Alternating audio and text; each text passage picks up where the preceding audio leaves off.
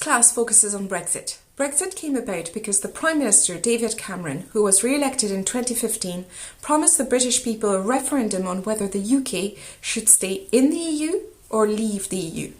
More than answering the people's request, it was actually a political calculation on the part of the Prime Minister to please the increasingly vocal people in his party who wanted out of the EU.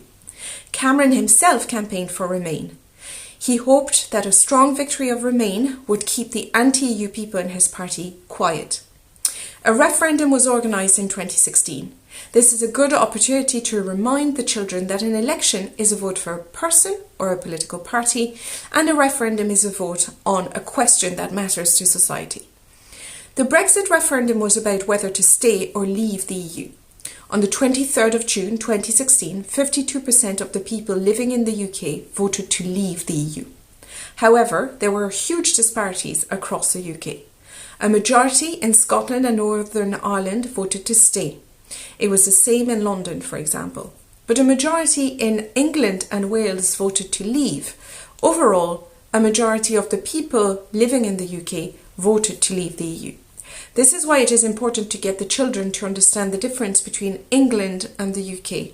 The UK is a four-piece puzzle country with England, Wales, Scotland and Northern Ireland. It is the UK leaving, even if not all the pieces voted to go. There are many reasons why the UK wanted to leave.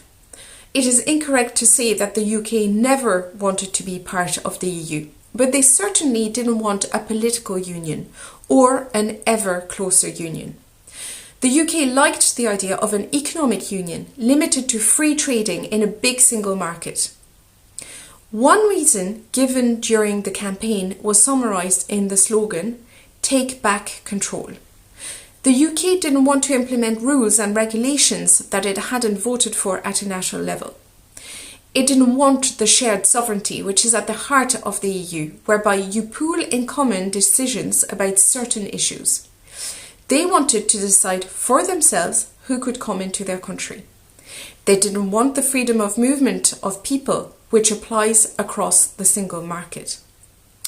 A lot of lies were told during the campaign, on both sides. In particular, a double-decker bus stated that if the UK left the EU, they could use the £350 million sent to the EU every week to fund the NHS. The day after the referendum, one of the leaders of the Leave campaign, Nigel Farage, was invited on TV and admitted it was a lie. Ultimately, the UK spent over 3 years between June 2016 and end of 2019 negotiating with the EU the conditions of its withdrawal. One of the main issues in this withdrawal agreement was the border between Ireland and Northern Ireland. Indeed, the only land border between the UK and the EU is now on the island of Ireland. To avoid a hard border which would have breached the 1998 Good Friday Agreement, it was decided that Northern Ireland would stay in the single market and the border between the UK and the EU would be in the Irish Sea. This was included in what is called the Northern Ireland Protocol. So checks have got to be applied to any goods, services and people coming from Great Britain to the island of Ireland. Brexit is a surgical innovation of disentanglement which has proved to be near impossible. After many twists and turns, a Brexit deal was reached. An EU-UK trade and cooperation agreement was signed.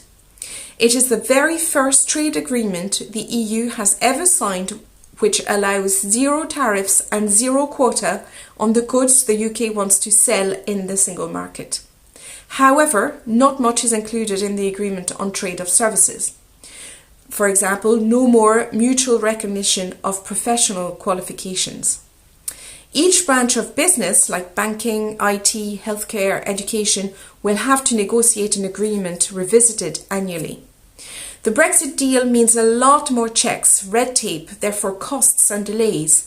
It explains the import fees applied to some goods when you order on Amazon UK, for example. Brexit was always a lose-lose scenario. For many members of the EU, it was good to have the UK as part of the trio of large member states rather than a tandem France and Germany. To add a little twist to the story, we could see another independence referendum very soon in Scotland, which could lead to Scotland's independence and its application to become a member of the EU. This is a little bit of fiction politics, but some children have asked.